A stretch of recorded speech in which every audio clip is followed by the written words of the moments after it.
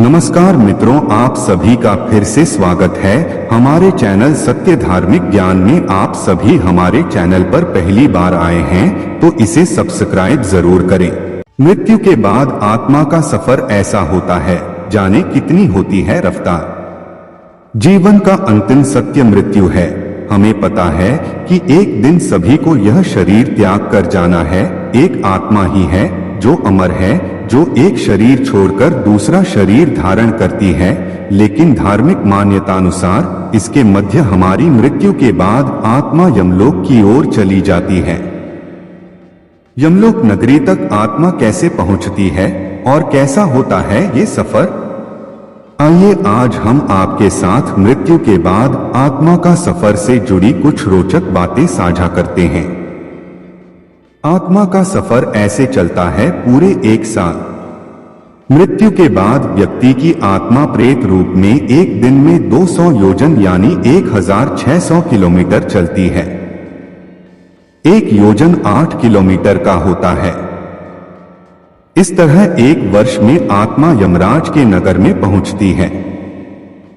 वैतरणी नदी को छोड़कर यमलोक का मार्ग 86,000 योजन है।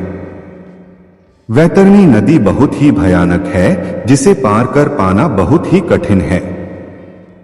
यममार्ग में 16 पुरियां यानी नगर हैं। ये सभी नगर बड़े ही भयानक हैं। इस मार्ग में बहुत कम समय से लिए व्यक्ति की आत्मा को महीने में एक बार ठहरने का अवसर मिलता है।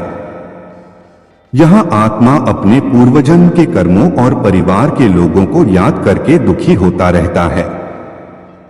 यमदूतों की यातना से दुखी होकर आगे कैसा शरीर मिलेगा यह सोचकर भी घबराता है। यममार्ग में कई नरक हैं, जिनमें कुछ नाम हैं अंधतम और ताम्रमय।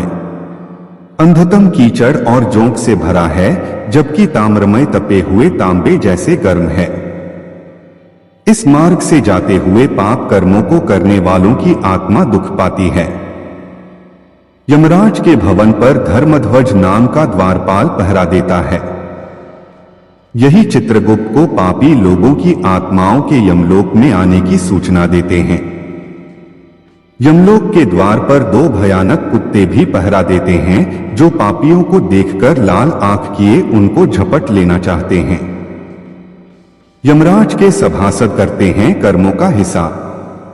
यमराज के दरबार में ब्रह्मा जी के पुत्र श्रवण और उनकी पत्नी श्रवणी निवास करते हैं। श्रवण पुरुषों के सभी कर्मों का लेखा रखते हैं।